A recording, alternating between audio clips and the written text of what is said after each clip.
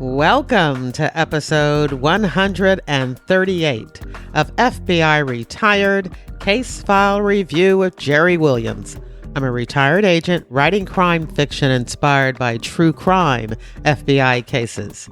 In this episode, we get to speak to retired agents Ray Morrow and Dan Estrem, who review their Cleveland police corruption case, where Ray served as the undercover agent and Dan was the case agent.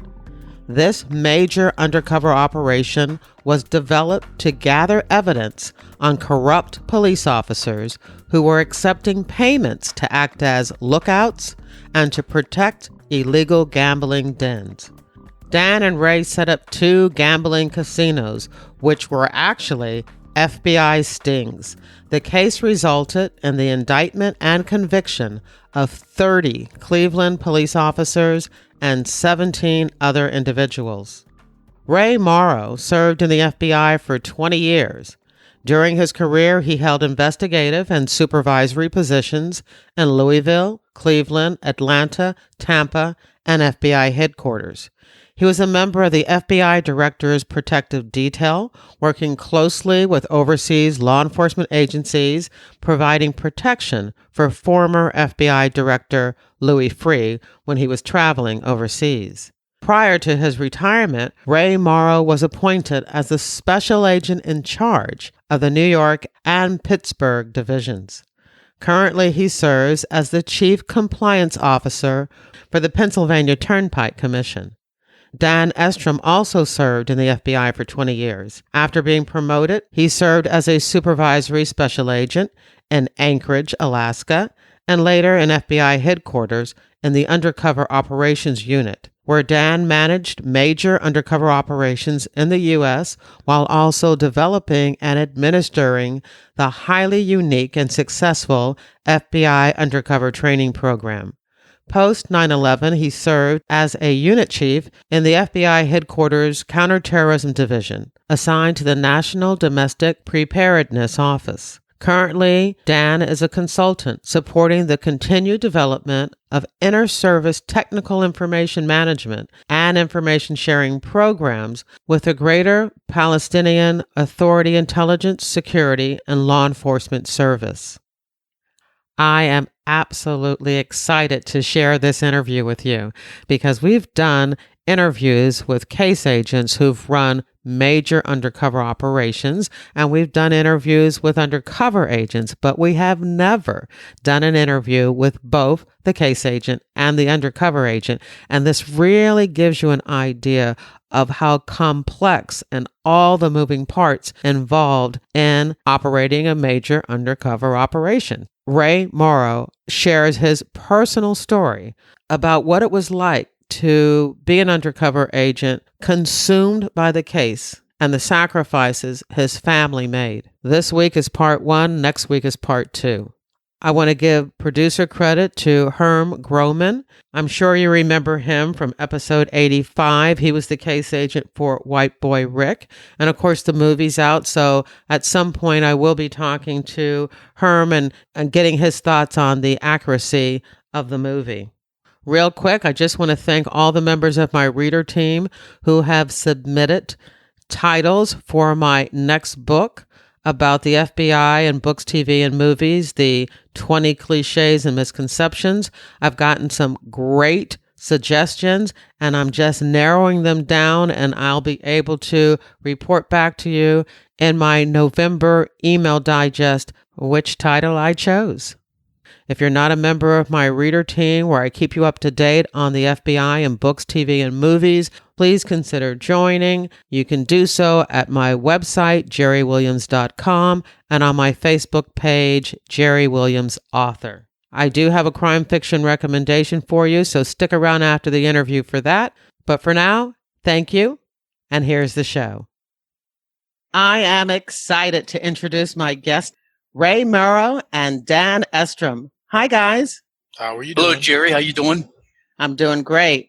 I'm really excited about this episode because, of course, I've done a number of interviews with case agents and I've done a number of interviews with undercover agents, but I've never done an interview where both are there, talking about what was going on, what they were thinking.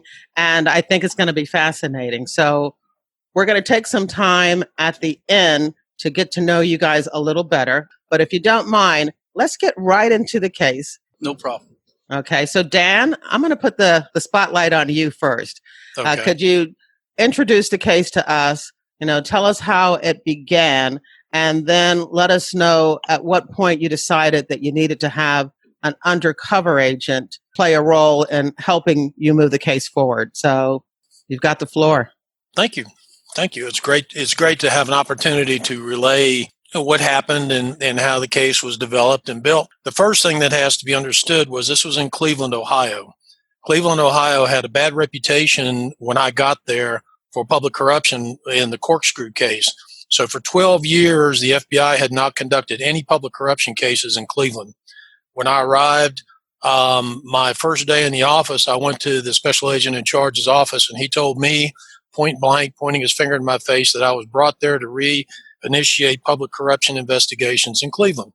So I got assigned to a white-collar desk, and we started working white-collar cases while I was developing sources and information about what the worst public corruption problem was in the immediate greater Cleveland area. So what happened, I developed sources that were talking about the political figures. They said the true problem in Cleveland right now is the police department was very corrupt. There were police officers selling drugs out of cars. There were police officers protecting gambling operations, running numbers, running bookmaking operations. And they thought that that was the worst thing that could be going on.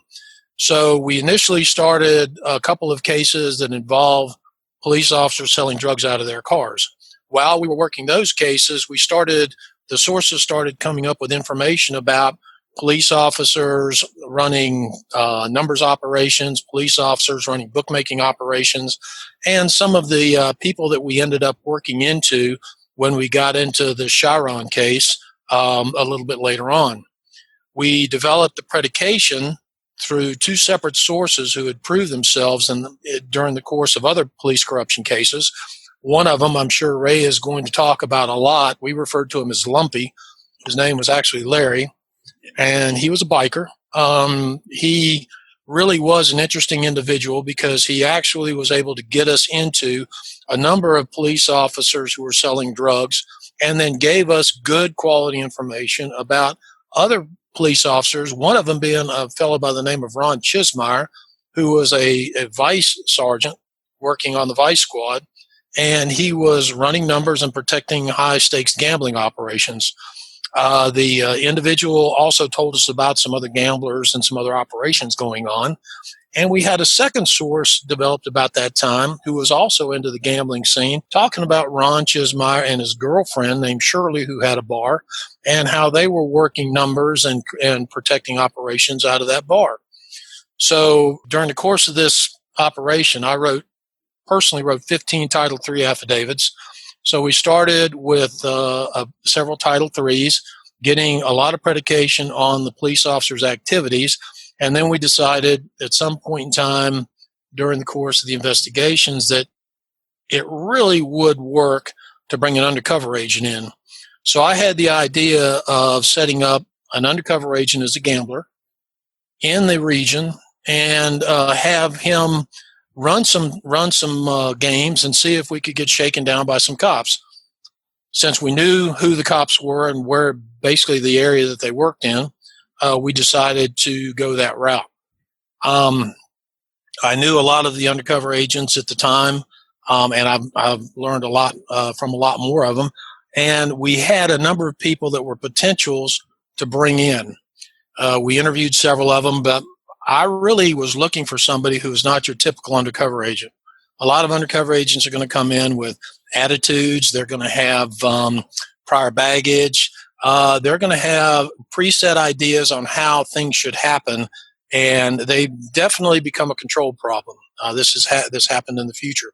So what we decided, I had a team of agents that were built around me. The Cleveland office actually built a squad around me for this public corruption case, the police corruption case, and several others where I was working simultaneously with this one. And we had a meeting. I told them what I was looking for, And one of the agents, who was the undercover coordinator for the office, went out in search of and found Ray. I will let Ray talk about how he responded to the recruitment, but I felt like we needed somebody who was fairly clean cut, didn't look like your typical bad guy, and kind of could portray a little more of a sophisticated gambler type, a little higher level than a street urchin. I thought that was going to be the best way to get into these people, because you're not presenting what their norm. Remember, we're dealing with police officers here. We're dealing with individuals who understand the street, who are used to working with the lower level dregs of our society. I was a cop for 10 years, so I understand that. I worked undercover as a cop for 10 years, for a long time, so I understand how they thought. So we wanted to up the ante a little bit. So that's kind of how the case got started and how we ended up into an undercover program. By that time, there were at least 3 or 4 Title IIIs that had run, to include some active microphones that we had implanted to kind of help us along and keep us moving. So, Ray, why don't you talk about how you were recruited and all the mistakes I made there? Yeah, that was a big mistake because, well, I tell you, Dan, if you were looking for someone who was atypical of an undercover agent, you got the right guy. That's why you were chosen. I had no experience. I had only been in the FBI for 2 years, but the fortunate thing was Dan and I both worked in the Louisville division. Dan had been there, was there when I got there. He was out at the Elizabethtown RA, and I was at the in headquarters city. So I got to know Dan quite well, and he had a great reputation as a hard worker, and developed great informants, and always was bringing big cases to the division. Now, I had no intentions at this point prior to this. Dan looking for an undercover agent to when I joined the bureau to even do undercover. I had no idea what it entailed or what it was. But about 6 months into my stay in Louisville, one of my squad agents gave me a book, and it was Donnie Brasco. And he said, you got to read this book. So I read it, and it took me like 2 days. I couldn't put the book down. And I came away thinking that is the strongest human being I have ever met. Personally, emotionally, mentally, physically, what he did was incredible. And I thought, I'd like to try that. I don't know if I can do it, but I would like to try it. And at that point, this opportunity came up where Dan was looking for somebody in Cleveland, and I had another avenue that I would like to that I wanted to pursue, and that was, as all of you may or may not know, after 3 years in a small or medium-sized field office, you get transferred to a top 12 at the time, and everybody from Louisville, except for Dan, was all going to New York. And I said, I don't really want to go to New York. So if I can go to Cleveland, that would be great. So the opportunity to try and become and do something similar to what Joe did and test myself, and the opportunity to get to Cleveland, and then the opportunity to work with Dan, were all the things that prompted me to want to try and do this. But again, with no experience, I had no idea whether they would accept me or not. Fortunately for me, they accepted me for what I was. I had no experience in undercover, almost no experience in gambling, but they were willing to take a chance on me. You mentioned the name Donnie Brasco, and then you said Joe. And there are a number of people who are listening who are not going to know that you're talking about the same person. So if you could tell us a little bit more about Donnie Brasco and Joe Pistone. Yep. Yeah, Donnie Brasco was Joe Pistone, the FBI undercover agent who infiltrated the mob in New York for over 5 years. Joe Pistone's undercover name was Donnie Brasco. And so again, reading that book and understanding what Joe Pistone personally went through was really something that inspired me to try and do this. And I will tell you that throughout my undercover operation, I went back and continued to read the book when things would happen in our investigation that I remembered happened in Joe's. And I go back to see, how did Joe handle this? What did he do? That book really gave me a lot of guidance, and it really was something that I fell back on throughout this investigation. So even though I didn't know Joe, that book and Joe Pistone became very important to me at the time. Well, I know Dan said that they were looking for somebody who could run a gambling joint. So, were you a gambler? No, I was not. I knew I didn't even know the lingo. So what Dan arranged for me to go down to Quantico, and they sent some of our best undercover gamblers down there to spend a week with me. And one of the undercover agents that was down there was a gentleman out of the Cleveland office, actually out of the Akron resident agency, Pete Christ. And after a week of me spending with time with these guys on gambling and how to play craps, how to play poker, how to all the different games, and trying to understand the lingo, Pete Chris came up to me on the last day, and he had a cheat sheet for me. And he said, "Ray, I think you're going to need this," because he knew I still didn't understand what they were saying. But I continued to learn, and as we started this thing, it was something that I continued to learn throughout. But I found out early on as we started, and we'll get to this later, as we got to the casino where I was trying to. We had me and a couple other undercover agents operating the craps table. It was very confusing, and it was obvious that we needed to bring in some professional dealers, which is what we did. So at this point, when I got selected, it was in May of 1989, and I went up to, before I went up to Cleveland, you have to set up a backstopping, basically develop your persona, who you're going to be, how are you going to backstop all that. So a lot of that I did while I was still in Louisville. I was able to, one, there was a case that I worked, a drug case that I worked, that it was called the Axton Candy Company called me in on a drug case, and I worked it and became very good friends with the owner of that company. So when I was looking for employment, I went back to him and asked him if he could cover for me, and he made up a whole persona for me, and made sure that if anybody called and asked if I worked there, they knew that yes, I did work there, and they had a complete work history for me. I also went to the Louisville Police Department where we had a connection, and they did a complete criminal history for me. We wanted drugs and gambling to be in that, so that was done with, and a flag was put on that if anybody called to check on that, they were to contact this lieutenant, who would then make the phone call and cover me that way. There was an FBI agent whose wife was a real estate agent. She covered me as far as housing and, basically your history as far as your residence goes. So that was all the stuff I had to do before I even got to Cleveland. And then our own backstopping that they utilized for the undercover agents as far as getting bank accounts, social security cards, driver's license, all that was done with the assistance of the Cleveland office. So all of that was something that I had to get done even before I got to Cleveland. Once I got there, it was, again, you look at, they interviewed me for the undercover role, but while I was there, I had the opportunity to meet Dan, Herb Coors, who was the supervisor, and as the undercover agent, you want to make sure that they're as committed as you are. And I knew that Dan was, because I knew Dan's work history, but I wanted to make sure that there was support in the front office, that our supervisor was in support of this, that our SAC, Bill Brannon, was in support of this. And I got a very strong feeling that everyone was very supportive of this. And that made me a little more comfortable when I got there. The other part of that team that we had was my first contact agent was John Lavoie.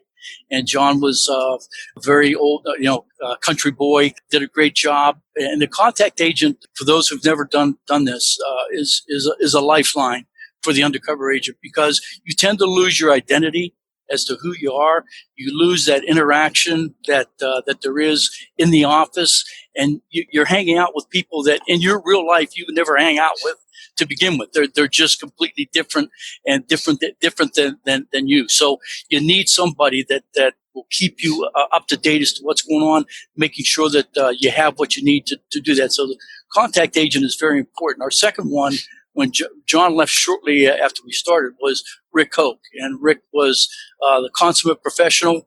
I couldn't have handpicked a better gentleman. And then to close out this team, I felt we had two of the best assistant United States attorneys I've ever worked for, in Bob Beaufort and Joe Schmidt. You talk about two completely different personalities. Bob Beaufort was extremely aggressive, willing to push the envelope as far as he could. Joe Schmidt, very, very methodical, very organized, and very conservative. So they kind of worked well together. And I rarely say this, but I really like those two attorneys.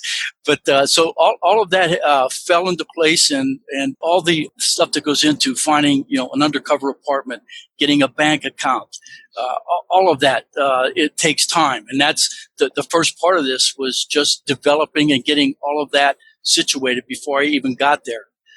Once I got there, Dan had, as he spoke earlier, had all of this set up. I mean, he had identified the bars where police officers hung out, that basically they were going to be the targets. Dan had identified the police officers that were most likely and had predication to go after as far as being associated with gambling or running their own gambling operations, running bookmaking operations. So when I got there, there wasn't much for me to do other than to get into these locations and basically ingratiate myself with the police officers that we had identified. As far as doing that, Dan also had a couple of informants. I was just going to talk for a second about getting you set up, because how do you get somebody established in a community who's moving into the community that you want them to be a bad guy, but you don't know that they're a bad guy? And you're dealing with criminals that are suspicious anyway, and cops are even twice as suspicious as the normal dumb criminal is. So how do you get an individual introduced into a community seemingly as a legitimate person? Well, Ray had done a lot of work on his background out of the Louisville area, setting it up. But then what do you do to put him into the community? So we decided that initially he would come in as a businessman, running a T-shirt shop. A T-shirt shop is very innocuous, low cost to run, low maintenance, and you don't have to have a lot of help. So we put another agent in there as kind of a T-shirt maker, Bobo, and then to man the front office and give Ray a little bit of support. So the T-shirt shop ended up being the perfect cover, because a clean-cut individual coming into town running a T-shirt shop did not raise suspicions. He could be a businessman, he could look like a businessman, talk like a businessman, but on the other side of the coin, he could be involved in gambling, be involved in whatever else he wanted to. So it was a good cover. And I think that was a really good choice on our part. Yeah, I agree. And I'll add to that is that gave me the fact that I did T-shirts and jackets and hats. That gave me an easy entree into these bars, because I ended up making T-shirts and sweatshirts for a lot of the bars where I was going. So that was an easy way for me to get in, an easy way for me to ingratiate myself with these individuals. And later on, you'll see where I was working with one of the police officers who owned his own bar, and I was basically working with him doing football games where I would make T-shirts for his bar, and so that. I never made T-shirts before in my life either, but I learned how to do that. Now, the simple ones were with just a machine I could do, but the tough stuff like hats and jackets, and we also did softball uniforms for the Cleveland Police Patrolmen's Association. A lot of the large orders that I would get, I had to send out to a company in New Jersey who would make it, although everyone thought that I was doing that myself, but there was some of the business that we were getting was far too big for me to do. But Dan was right. That was the perfect entree for me when I was being introduced into these bars. That was the perfect entree. One of the big issues that we had after we interviewed Ray and I decided that Ray was going to be the guy, there was huge discussions about how we were going to run the operation internally. What were we going to do to support him in what way? Ray was not an experienced undercover agent, so you can't just let him loose on the street, because no telling what would happen to him. And, I say that not tongue in cheek, but in truth. What we worked on was surveillance. How are we going to surveil him when he's in the T-shirt shop? What are we going to do when he's in the bars? How are we going to address his safety, personal safety, on a continuous basis? Because there was not going to be a time in the operation that I ran, there was not going to be a time where he was not going to be surveilled and not going to have some form of backup available if he got in trouble. It happened to me, and it would not have happened. It would not happen to him. So we came up with microphones.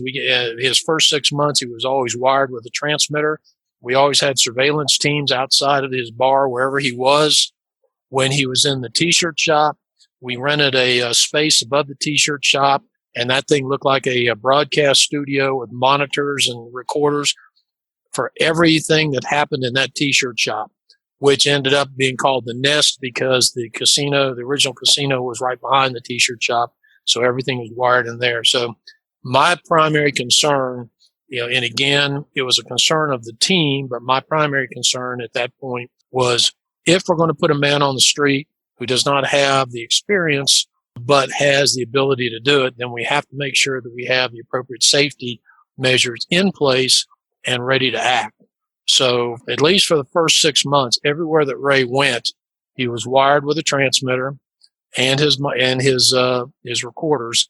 But we always had a team of surveillance agents very close by. And most of the time I was one of the agents out there with him. But, again, that was one of the issues that we were playing to as we developed the T-shirt shop, as we developed how we were going to surveil things. That was part of it.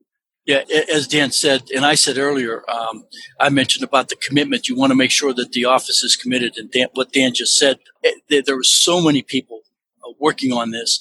And no matter what time of day it was, what time of night it was, there was always somebody there. And the other thing that I'd like to say, no matter when I needed Dan was always there. Now, and I can tell you, I was in the undercover unit a couple of years after I'd done this, and I would go out and look at other undercover operations, and there were times where I would see, you just didn't see that from the case agent, and the undercover agent was out there, just basically wandering around with little to no guidance. And I thank God that I had Dan as my case agent. But so the first 6 months, as we got to start this, was me basically running around with one of Dan's informants, Larry, and Larry making introductions at some of these bars that we had identified. And it really was it was difficult work because I wasn't seeing anything. I was just, going to these bars, making all these recordings, meeting all these people, and the first thing we tried to do was, instead of a full casino, we did a high stakes poker night. And on a Friday night, we got, I don't know where Dan got these guys, but some of the highest, the big time gamblers in Cleveland were at this game. Remember I mentioned we had two informants. We had our sources. We had Larry and we had another individual. The other individual was involved in the gambling in Cleveland. So and we had to work Larry out of the picture. I mean, Ray will talk about this, but we had to work Larry out of the picture. So Larry introduced Ray to the other informant without knowing that he was an informant. And then that other informant started working with Ray at my instructions because Ray was a bad guy from Louisville. So he was an unwitting assistant. And when we did that, we were able to break the ties with Larry and get him out of the picture because, as Ray will tell you, he wasn't very well liked. But that individual is the one who had strong ties in the gambling community and brought in the gamblers at my request saying we need to build a case against Ray. So he was the one that invited the gamblers into that first few months of wonderful backroom games. Yeah.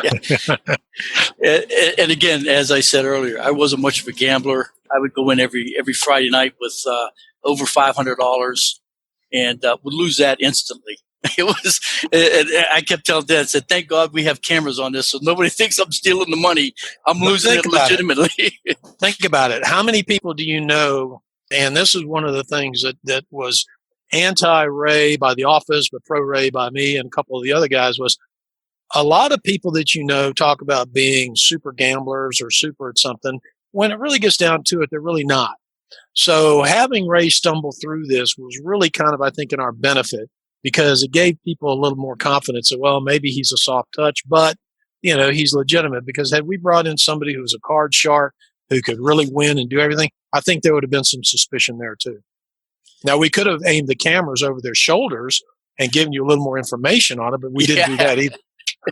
Yeah, it did. Like they say, it was difficult for me because I took these beatings every Friday night, and It wasn't your money. yeah, so I didn't worry about that. The one thing that I was concerned about was I'm telling these guys that I'm a gambler from Kentucky, and I'm not doing very well. And so I would, if I were them, I'd ask, how do you make a living like this? But at one point, probably like 6-7 weeks into this, you could tell that they were a little skeptical.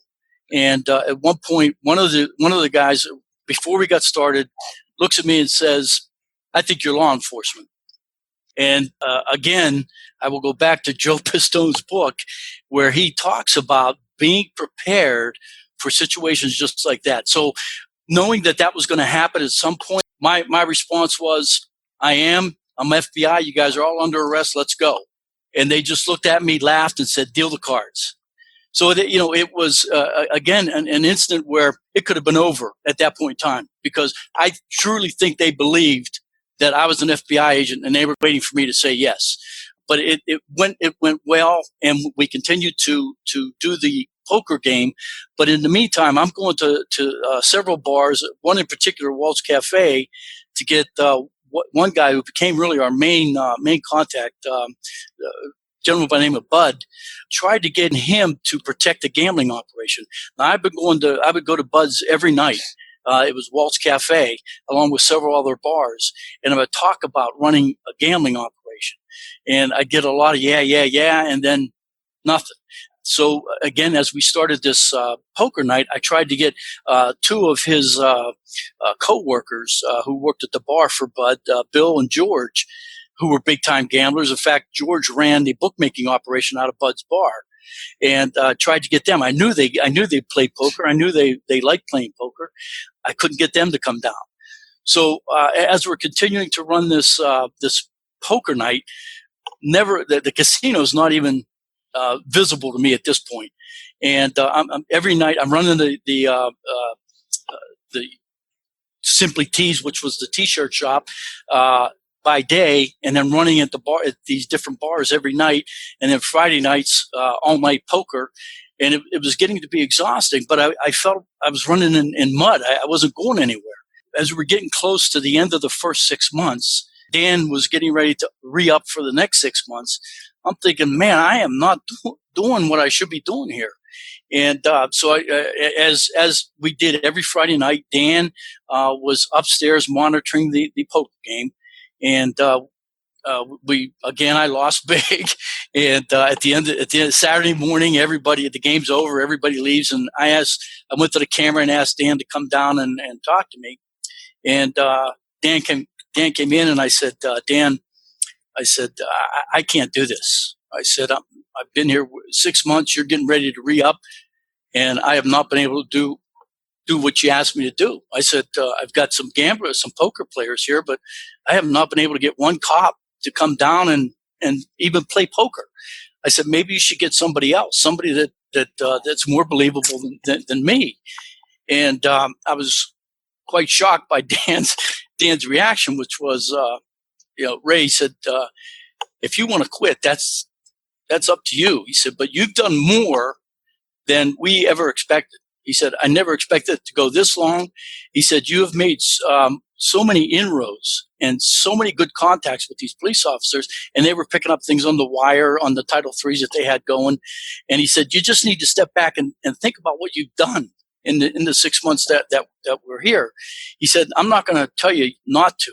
He said, but it's really up to you. He said, if you want to quit, I'll probably just shut this down. And it was at that point that I decided, you know what? I'm gonna stay with this. I committed to this. We're gonna do this. And I to this day thank Dan for having that confidence in me, because at that point I did not.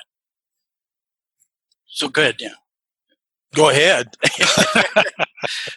No, it was important, and the thing that people don't realize is, you go into an operation with the expectation that it's going to take a while to do it. There's a difference in undercover operations. You have light undercover where somebody's going to take off in the morning and kiss their wife goodbye and pat their kids on the head, get in the car, go to the office, then run out, maybe buy some drugs or buy a stolen car, go back to the office, write a report, and go home. You usually have somebody making introductions to do it. You also know that in certain types of operations, you have to be able to build trust, and it takes time to build trust. It takes time to build contacts. It takes time to do a lot of good things that need to happen, especially in what we were trying to do. And I knew it was going to take time. I had planned for it to take time. I had planned for us to be able to handle pretty much the idea of all the constant battles I was fighting back in the office with the useless attorneys. I'm sorry, United States attorneys with our headquarters over. Again, they kind of almost shared Ray's idea that we're not getting anywhere, and my opinion, my forcefulness was we are getting somewhere. We're making progress. It's going to take time. We need another 6 months. He'll make inroads at that point. Just give us some time. I can see it down the road. Based on what we were overhearing on the wires, based on, the conversations that Ray was having in the T-shirt shop and elsewhere. So I am rather hard-headed, and I don't take no for an answer. And so everybody finally capitulated to my table banging, and they said, okay, we'll do another 6 months. We will go, and, if we don't make progress, then we're really going to have to reassess it. So I knew we were good for another year. For a year total on this thing. And I agree, if we could not have made inroads within a year, then we probably were not going to. But I had faith that Ray was going to be able to do it again by reviewing what's going on. I was reviewing tapes continuously, reviewing everything that he was doing. We were meeting continuously. We were strategizing continuously. So I had faith that we were going to be able to do it. And a lot of it is, again, I did a lot of work with other agents who would have said, okay, well, that's it. Then we tried, and that's it. Let's go home. But no, we weren't going to do that. We were going to keep this up. We were going to keep going. And Ray was the trooper who agreed to do it.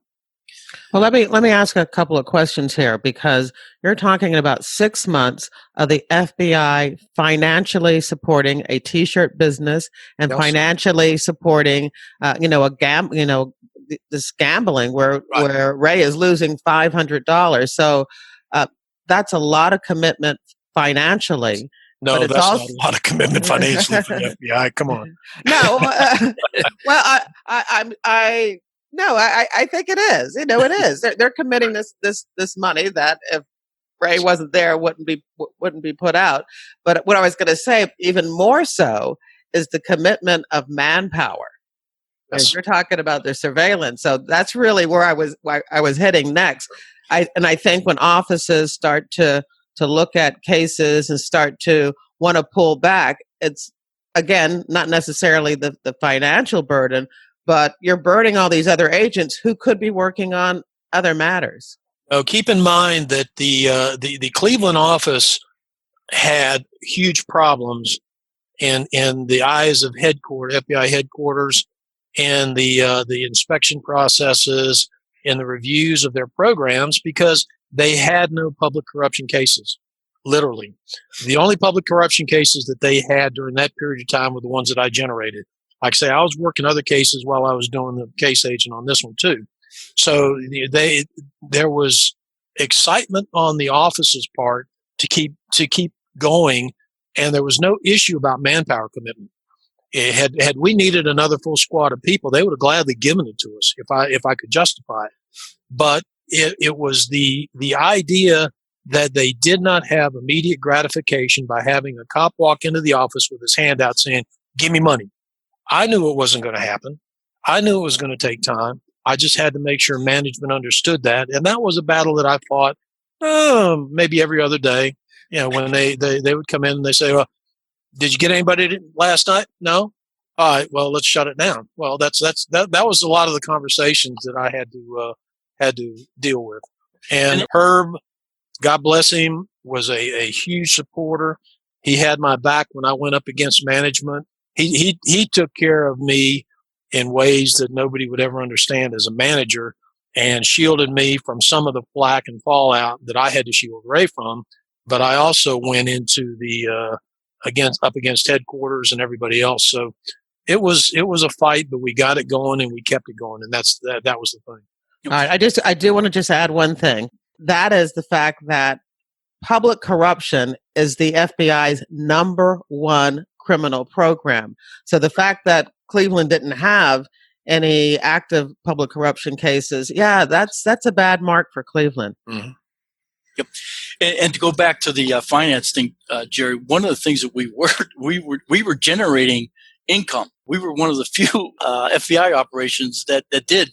My T-shirt shop was actually making money, and then later on when we started the casino, we were making a lot of money, and it actually became a problem because we didn't know what to do with it. Dan and Herb, I think, and Dan can probably explain later, but we got the authorization to go ahead and start using what they called generated income from the case, which we were able to put back into the case. But they were just stuffing money into the safe because we didn't know what to do with it. When we were playing poker, we were losing money every weekend. But again, the T-shirt shop was generating income. It was doing very well. It helped me, again, get in with these cops in the bars that we knew where this type of activity was going on. So as we get after this conversation I had with Dan, just a few weeks later, for some reason, Bud comes down, the police officer that I've been working really hard at Walls Cafe, comes down to my office, down to the shop in my office. And of course, this is all recorded. Everything in the shop and in my office was recorded. And he sits down and he starts talking about offering protection for a casino. And he lays it all out. He talks about providing security the night the casino runs. He talks about providing us intelligence throughout the week, that if they hear anything, they'll let us know. We won't go that night. He lays it all out. And he said, so we're ready. He said, I've got 5 or 6 guys. We'll see how many we need. I went over and showed him the location, which, again, as Dan said, right next to my T-shirt shop was the casino. At the time, it was empty. There was nothing in it.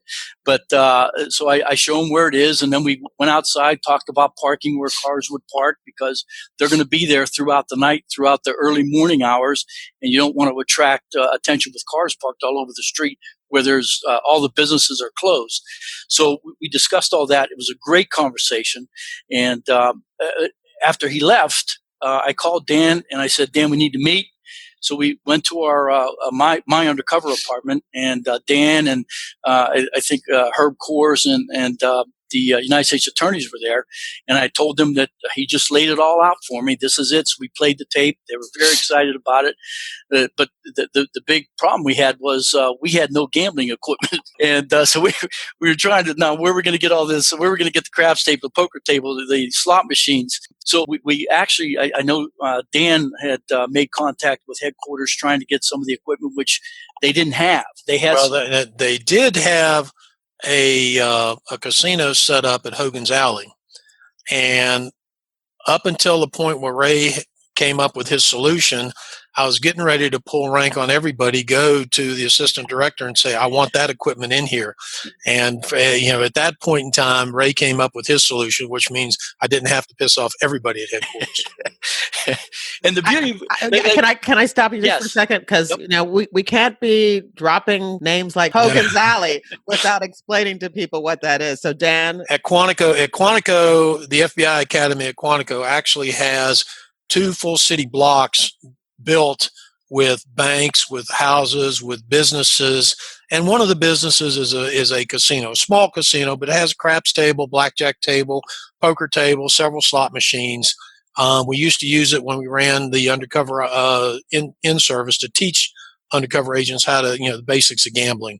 But Hogan's Alley was used during scenario development, had trained agents to respond to bank robberies, hostage situations, drug deals. It didn't matter what it was, but it was all wired up and ready to go.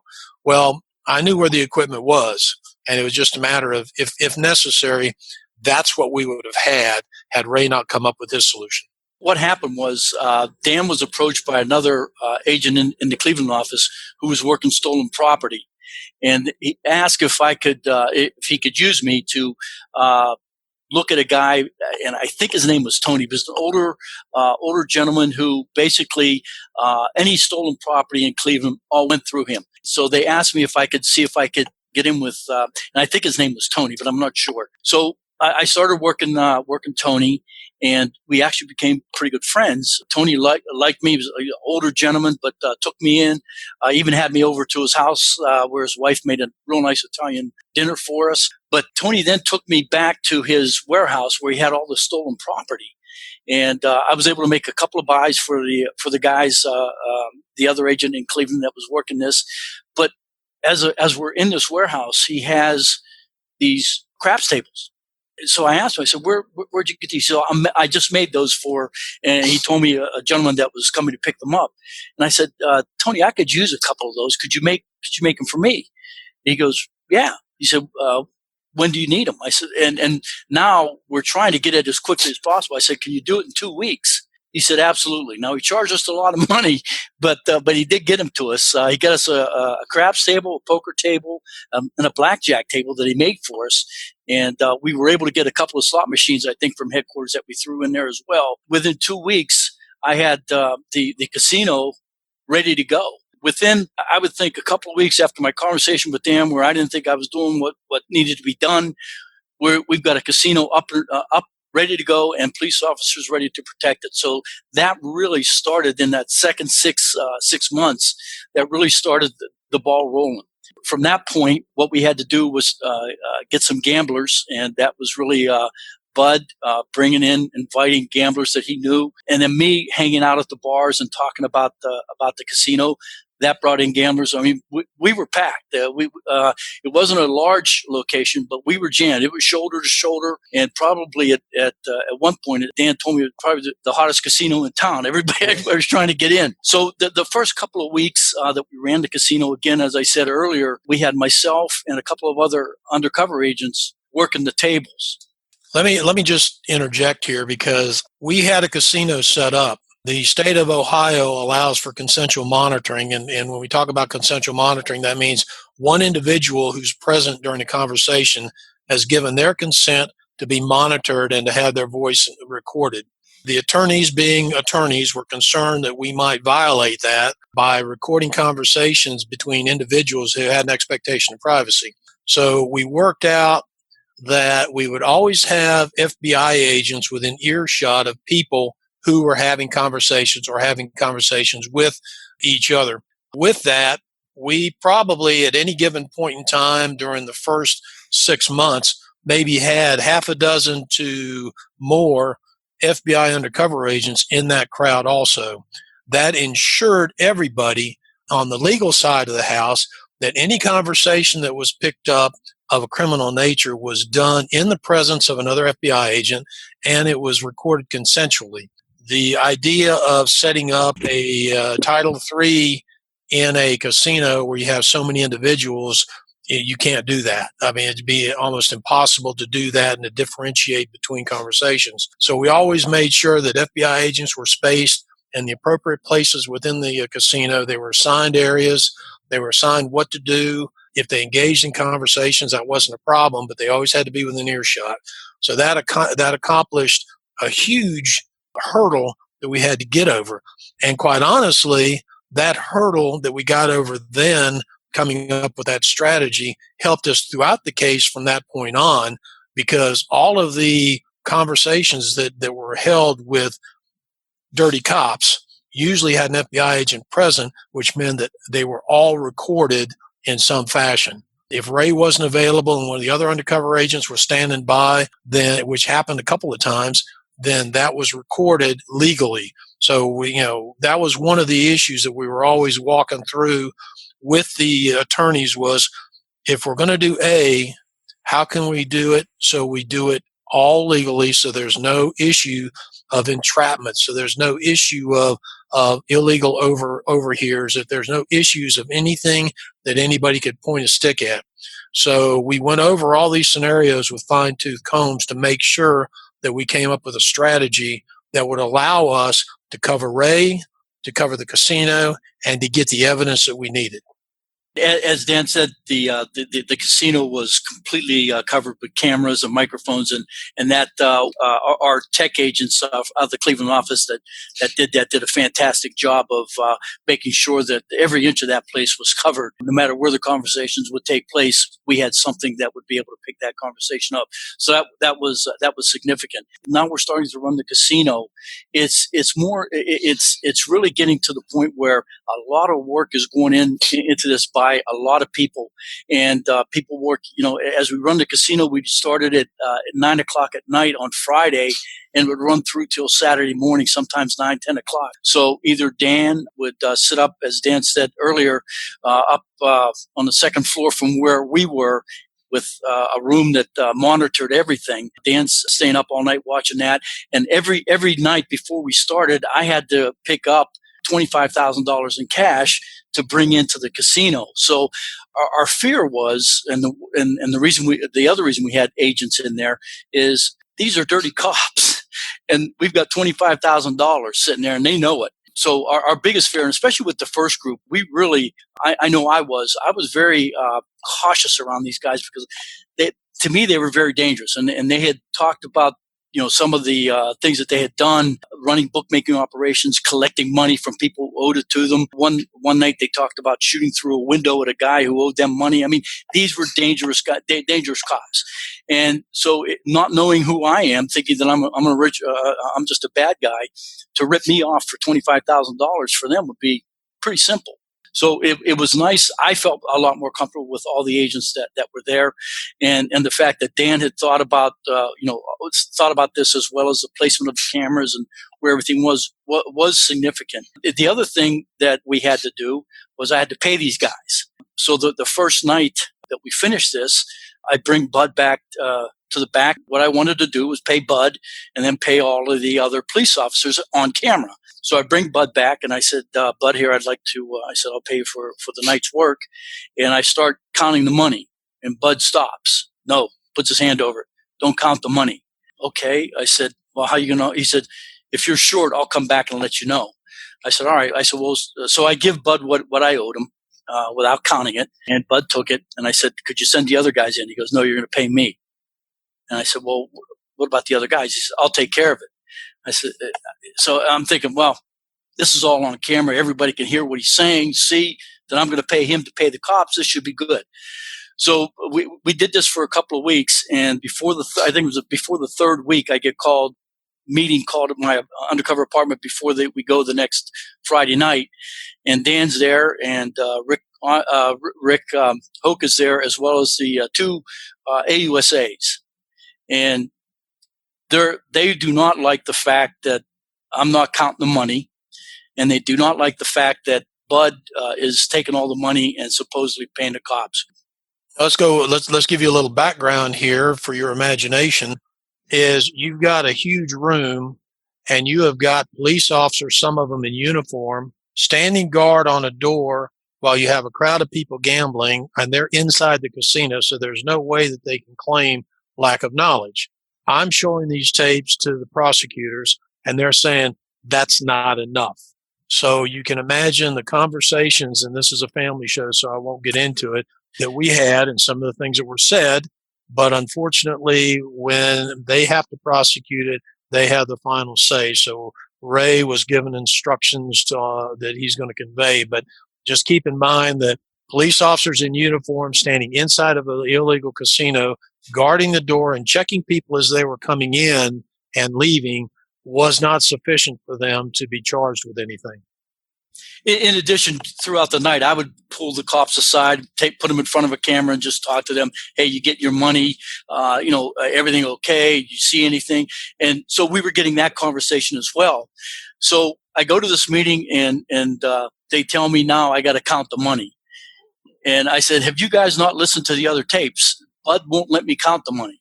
They said, you got to count the money, and you got to do it with each police officer. So naturally, I'm upset, and I'm really angry. But as usual, Dan calmed me down and said, look, we'll figure it out. So that night I go in, and I'm thinking, how am I going to do this? How am I going to pay? How am I going to count the money when this guy has told me several times not to count the money? So normally what I would do, I would have all the money basically counted out and just hand it to Bud. So this night I'm thinking, I'm not going to do that. So I started sticking money everywhere, in my pockets, in the desk drawer in my office. I had it everywhere. So at the end of the night, Bud comes in, and I said, Bud, first of all, I got to start paying these police officers. I said, I can't trust the fact that you're going to give them what I told them they were going to get. I said, I've got to pay them. And so Bud just said, well, all right, but I got to be in the room. I'm thinking, great, be in the room. That's even better. So Bud comes in, and I go to pay him, and I start to pull money out of my pockets, and I said, count that. Tell me what that is. So Bud counts. He says 50. Okay. I reach in my other pocket. How much is that? He counts. That's 100. And so I kept pulling money out of stuff, and he kept counting it. And he would say it, and then I'd repeat it. Finally, he got I think it was like $300 or $400. He said, that's 400. Okay, you're good. Could you send in the next guy? And I did the same thing. So instead of me counting, I had them count. And it started to work out where I was paying the officers. They were counting the money. I was verifying what the money was, what the amounts were. Plus, it was all on camera. And that basically satisfied that request. Keep in mind that you're dealing with dirty cops. Every cop, when I was a street cop, you learn it really quick. If you're going to make a case against somebody, you got to count the money. Every cop knows that. So that's why Bud did not want Ray to count the money. He knew that if it was, that was one of the things that cops normally did. So the way Ray started pulling money out of every nook and cranny, helped quite a bit alleviate that suspicion. But that's the reason why Bud would not allow Ray to count the money, is because that's what cops do when they're working undercover. Count the money out to make sure the prosecution can say he got X number of dollars. Right. So that's how we overcame that issue. We started again. We run in the casino every day. I'm working the t-shirt shop, going out every night, going to these bars, making sure that everybody's doing what they're supposed to be doing. I'm getting to know these guys better. I went to a couple other bars that we had. I was mostly focused on Walt's Cafe, but started running around at some of these other bars. I started going to Shirley Carter, who we had mentioned. Shirley was the name of the case was Chiron. That Chi stood for Shirley Carter, who was a bag lady for Ron Chismar, another police officer. And Shirley ran a bar as actually a strip club that I was going to periodically keep in touch with Shirley. So the games are going. We're making money. It was fantastic. And like I say, we had so much money, we didn't know what to do with it. As that continued, I get another request from the Assistant United States Attorneys, in that now they want me to basically get Bud to say that he's not just protecting that night. They're not just there for security. He's there to provide intelligence for the week, and which he had already done at the beginning. But they wanted me for some reason to get him to say it all over again. And now I'm really angry because I felt I'd already done it. They weren't satisfied with it. And again, their attorneys are never satisfied with anything. So I got angry. I left. I let Dan handle it, but I knew that was something I had to do. If they're going to prosecute the case, we got to give them what they want. So struggled to figure out how I was going to do this. And I say, I think there was an angel or somebody watching over me, because every time I needed to do something would happen that made it pretty easy. So as I said, we were winning big every night. Every Friday night we'd win. This Friday night, right after they had said I had to get Bud to repeat all this stuff that they're doing to collect this money, we lost, and we lost big time. And basically, it was our undercover agents were killing us on the craps table. And one in particular, Ed Keller, got on a roll.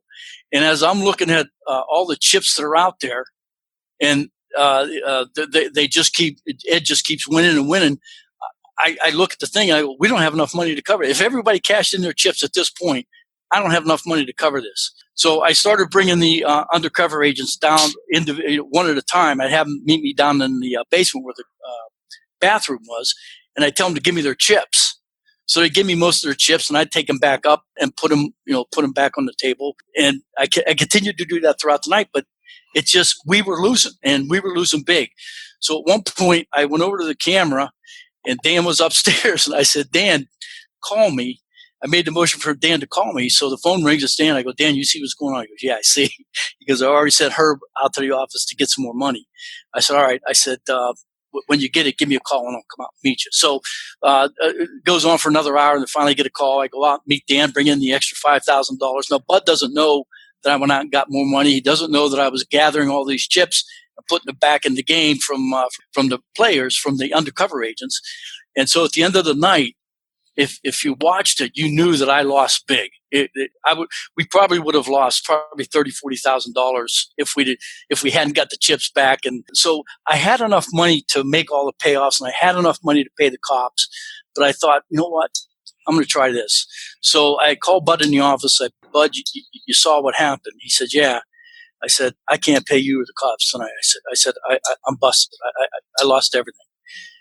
And I was hoping him to say what we wanted him to say. Hey, look, I'm protecting your place. I'm giving you the intelligence. And he just says, okay, I understand. And he walked out. And so now Dan comes down. Everybody's gone. Dan comes down. I go, I don't know what to do. Dan goes, nothing we can do. So we go for the weekend. And I normally on Saturdays and Sundays, I would go to Bud's bar and spend the days, spend some time at the bar like I always did. But this weekend, I said, there's no way I can go. I owe this guy money. I'm not going. So Monday, I go to the shop, open it up, and Bud walks in the door, comes into my office, and I've got the camera going, and he's sitting right on the couch, right in front of the camera, and he says, I don't like what you did on Friday. And I said, well, Bud, you saw I lost a ton of money. And he pulls out his badge, and he points it at me. He says, you see the tin? I go, yeah. He goes, you're paying for the tin. He said, we don't just protect your game, we protect. And he went on how they gather the intelligence and check it every week to make sure nobody's looking at our game. He spelled it all out.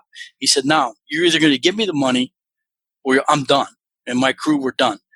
So I said, Bud, come back in a couple of hours. So I took the tape, had Dan meet me at the apartment. I ran the tape. Happy. We satisfied another request from the attorneys that I never thought we'd be able to do, and came back a little bit later, paid Bud the money for all of the cops, but I had him counted out individually for each cop, and we were good to go. But again, these obstacles that are thrown at you, you got to figure out ways to do it, and sometimes you just get very lucky, and I got very lucky trying, because to ask a cop to explain that again, to me, would have set off alarms. And that would have been the end of it. So we were able to do it. I got a lucky break, was able to use that and move on from there. So we continued to run that group, but again, they were getting dangerous.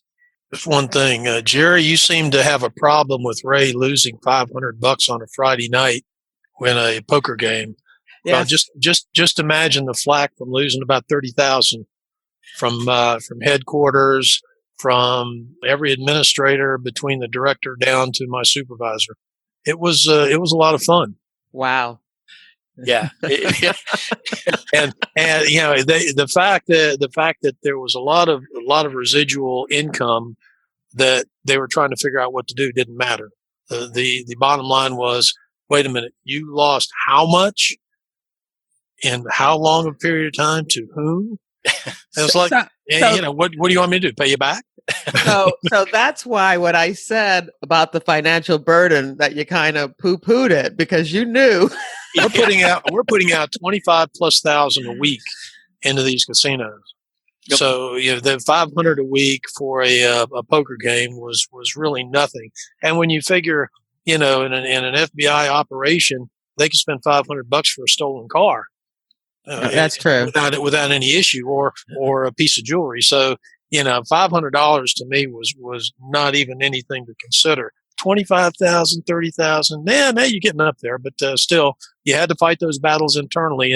And if they're not there watching the tapes, if they're not there watching the action that's going on and understanding it, then your life is full of Monday morning quarterbacking. And that's literally what we had, was in front of the SAC and conference calls with headquarters. The United States Attorney's Office, they didn't care. But everybody else really seemed to get a little heartburn from when we lost any time.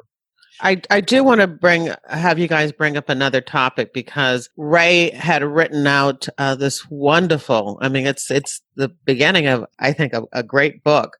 summary.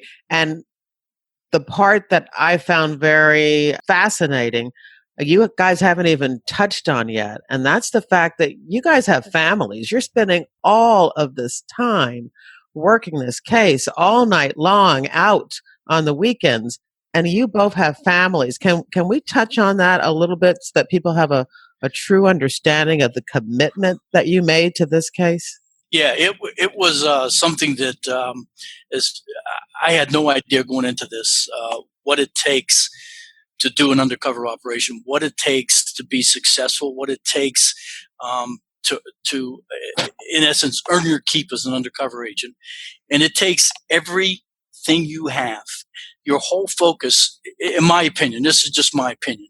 In my opinion, as an undercover agent, you have to give that case your whole attention. The focus has to be on what you're doing. And I can tell you from my point of view, at the end of every night, I would ask myself and review the tapes that I had made. What did he mean when he said that? Did they believe me when I said this? And so the whole time, 24 hours a day, 7 days a week, all I'm thinking about is this case. Are they believing me? Do they trust what I'm saying? Is it working? And so all this runs through your mind, and there's just no way you can give to your family. And so I had an undercover apartment that I lived in, and my family was, I don't know, about 15, 20 miles away. And if I got a chance to see them, I had my undercover car, and then Dan was able to get me a second car that I used. I lived in this high-rise apartment with an underground parking garage. And so if anybody was following me, I would pull in into my garage and then go up to my apartment for a while. And if I went home at night at all to see my family, I wouldn't go home till 12, 1 o'clock at night. And then I would basically go back down to the garage, get in the other car, and then drive surreptitiously to where I lived, and making sure that nobody was following me. So when I get home, it would be 1, 2 o'clock in the morning. I'd get up with the kids, get a chance to talk to them, talk to my wife for a little bit, get back in my car and go right back to the thing. But I wasn't giving my family anything. I mean, they were getting nothing from me. And my wife, we had been married over 10 years, knew me better than anybody. And at some point, she says, actually, I got a text, a page to go home. And so I went home, and I pull in the driveway, and my kids are sitting in the car, and they were 8 and 4, 8 and 5 at the time. And I walk in the house, and my wife is standing there, and she says, "That's it. I've had it. I'm done. You're never here. I'm taking the kids." And I was so focused on the case that I said, "Okay." And they got in the car and left, and I just went on about my business.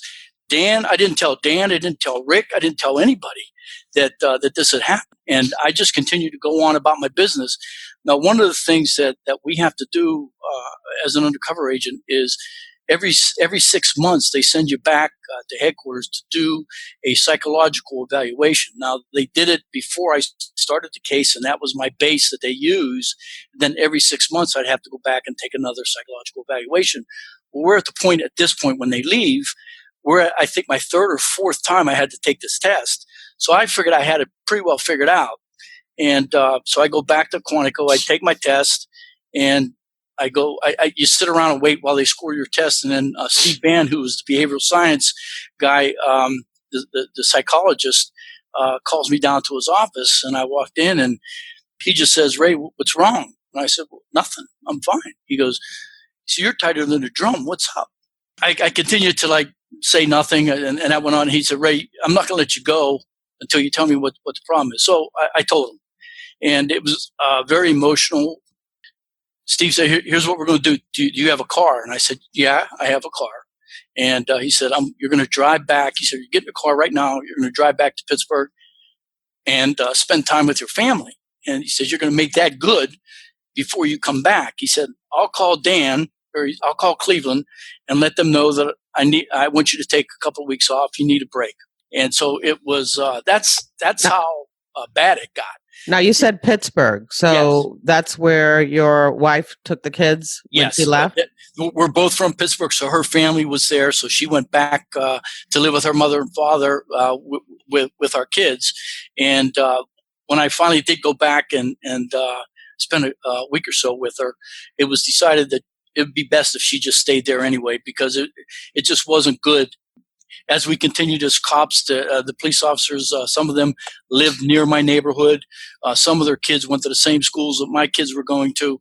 So it was just decided that they would just stay in Pittsburgh while I finished this thing. So the case took such a toll that I had no idea basically what it was doing to my family, and until that psychological test. And fortunately, I was able to go back, and my wife graciously accepted me back. Go ahead. When you look back and think about your behavior, that she says that she's leaving you and you say, okay, because of a case, what do you say to yourself? When this was all over and at that point when I went back to see her, I was ashamed of myself. I mean, I had never, my family always came first, always. Dan will tell you, I have no hobbies, I have no skills, abilities, or anything. So my family, when I wasn't working, I was with my family.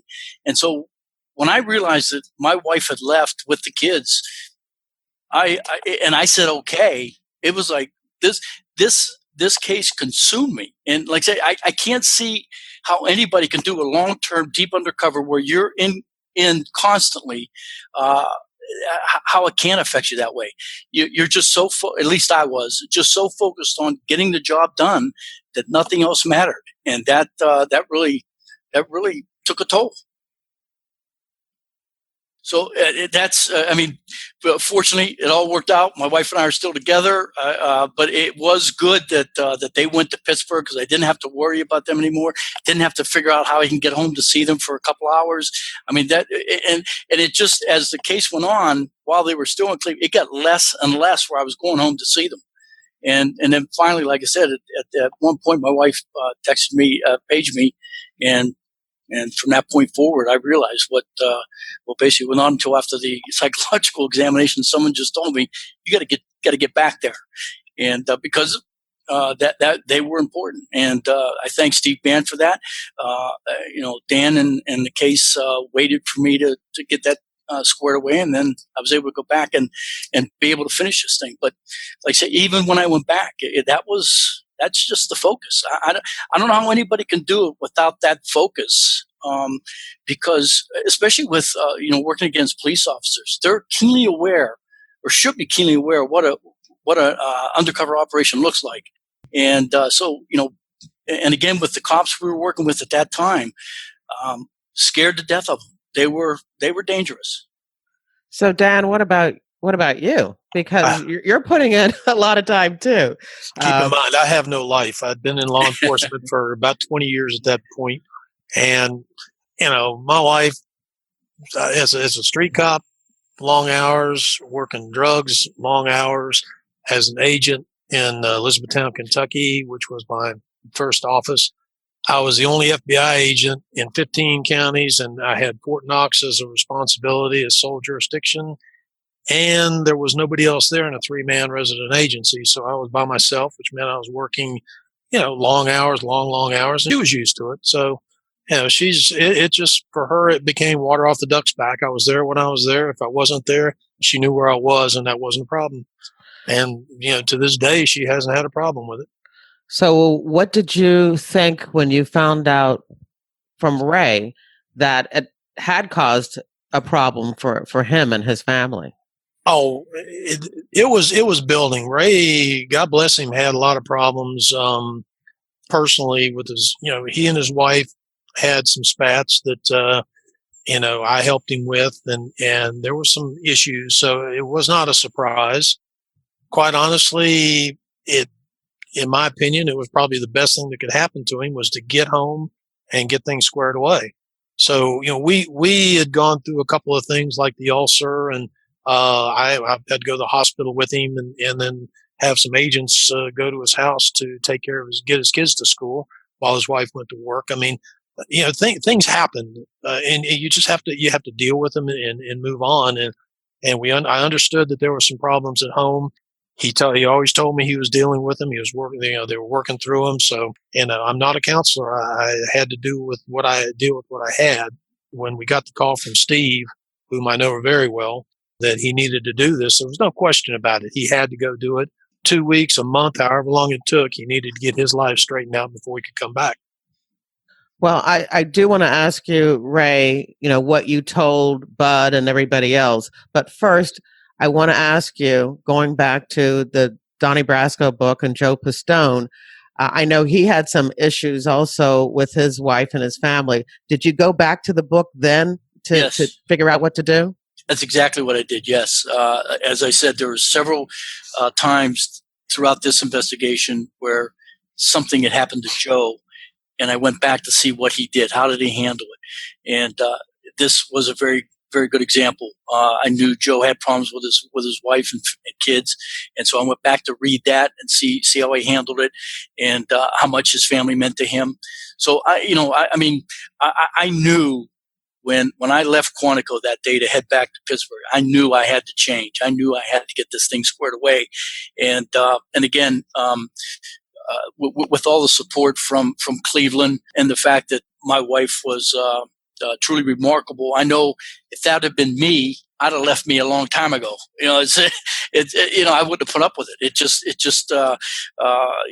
Not being there then when I was there, I still wasn't there mentally. I just wasn't paying attention, and she needed she needed somebody to be there at least part time, and I wasn't even there part time. So again. Having never done this before, but looking back at what Joe had done, and the fact that I had the support from Dan and the Cleveland office, that really helped out a lot. And I do believe that the right thing was to keep my family in Pittsburgh while we finished this thing up. It was just too much for them, too much for me, and the fact that I knew they were okay, I could do what I had to do. And then every now and then I would leave for a weekend or a few days and go to Pittsburgh and then come back. Now, you did ask, what did I tell Bud and the guys? Every time I had to leave to do a psychological evaluation, I just tell them I'm going down to Kentucky, which is where they thought I came from, and that I had some meetings I had to do, some guys I had to meet, and I'd be back whenever. So they were accepting. They never questioned it, never really gave me any issues as far as whenever I would leave and then come back. So at this point, as I said, these police officers were, to me, and I think Dan would vouch for it, these guys were a little scary. We also got an opportunity. I ran into a guy by the name of Russell, who was a little Joe Pesci lookalike, and he was a private eye who was a wannabe police officer. Not a very good private eye, but he hung out with all the police and was good friends with the head of the Cleveland Police Patrolmen's Association.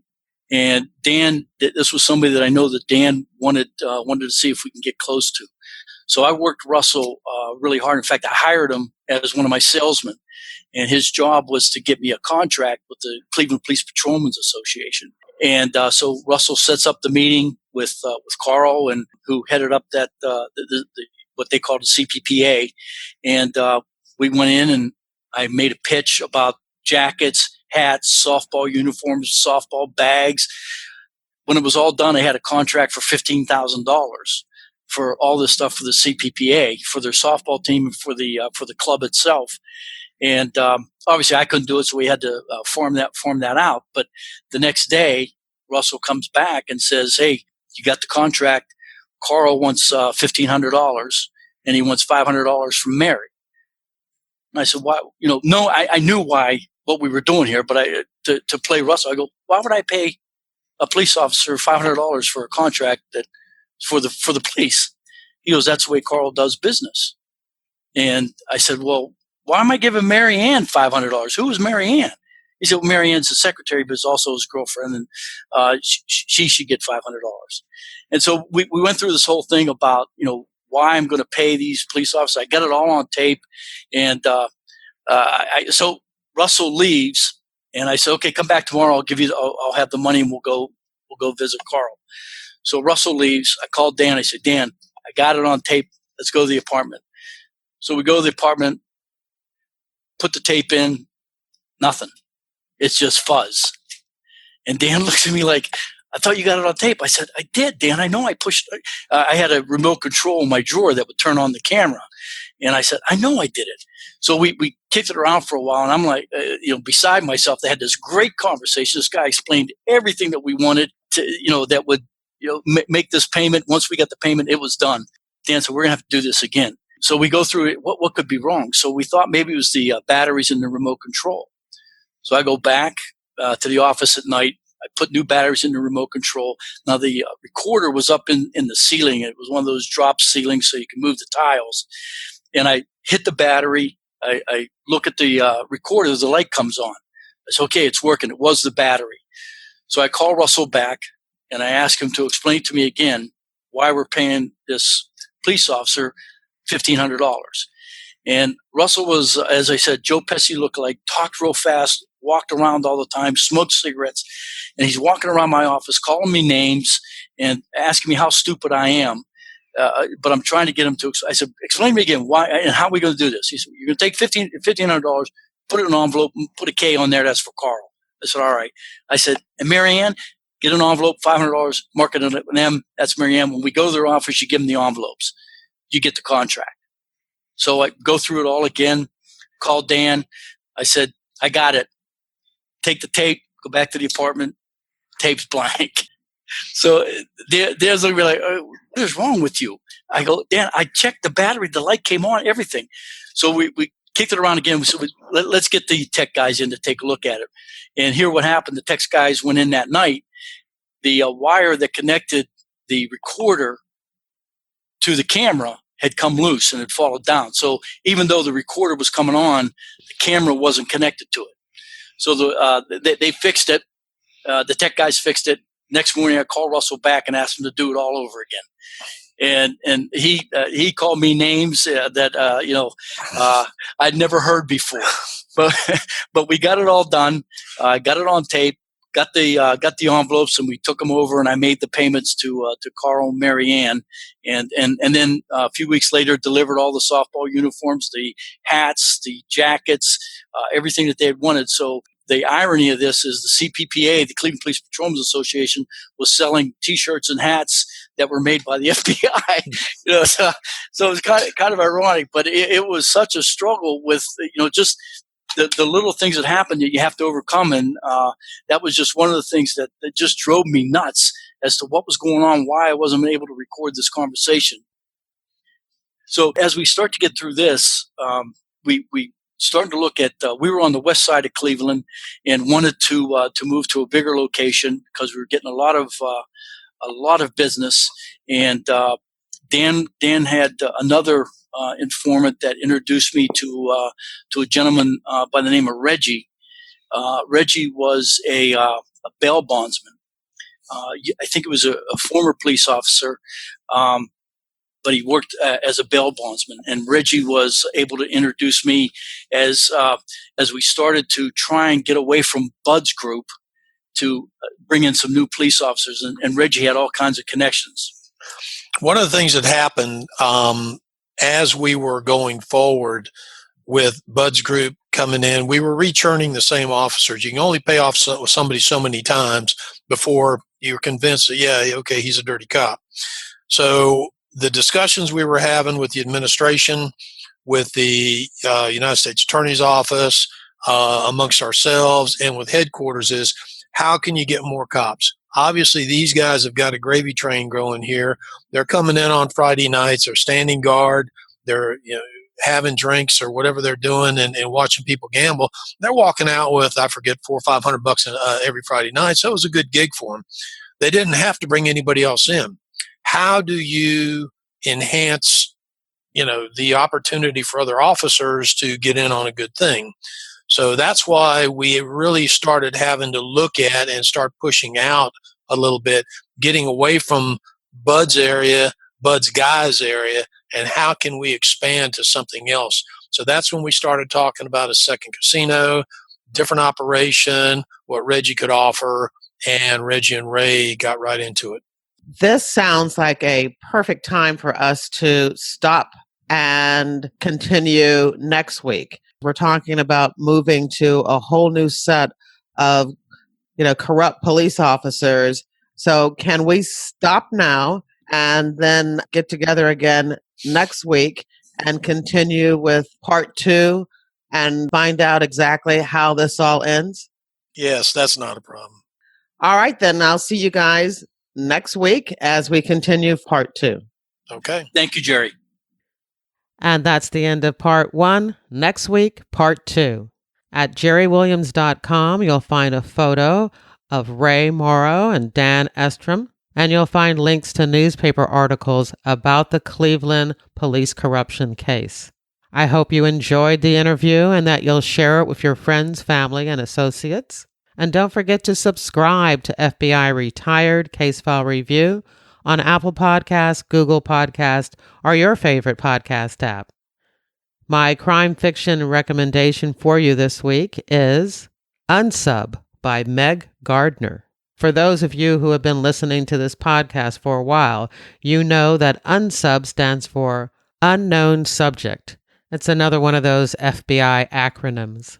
Unsub is a psychological thriller that begins when the never-caught serial killer, the Prophet, starts to kill again after 20 years of silence. A young detective, Caitlin Hendricks, begins the hunt where her father, the original lead investigator of the case, left off. The case nearly destroyed him and their family when he failed to solve the series of ritualized murders. Caitlin ignores her father's warnings to stay away from the case. So the question is, will Caitlin avoid repeating her father's mistakes, or will chasing the Prophet drag her down too? I really enjoyed this book. I'm not really into serial killer books at all, but I think what I liked about this and what kept me reading was the relationship between the lead character, Caitlin, and her father. Their dynamic allowed me to remain connected, emotionally connected to the story. Usually where there's lots of murders and lots of victims, I feel detached from the characters. Not in this case. Good book. So once again, my crime fiction recommendation is Unsub by Meg Gardner. And while you're over at Amazon.com checking out Unsub, I hope you'll also pick up a copy of my books, Pay to Play or Greedy Givers. They're part of my Philadelphia FBI Corruption Squad series. Both are available as ebooks and paperbacks, and Greedy Givers is also available as an audiobook. This episode was sponsored by FBIRetired.com, the only online directory made available to the general public featuring retired FBI agents and analysts interested in showcasing their skills to secure business opportunities. I want to thank you for listening, and I hope you come back again for another episode of FBI Retired Case File Review with Jerry Williams. Thank you.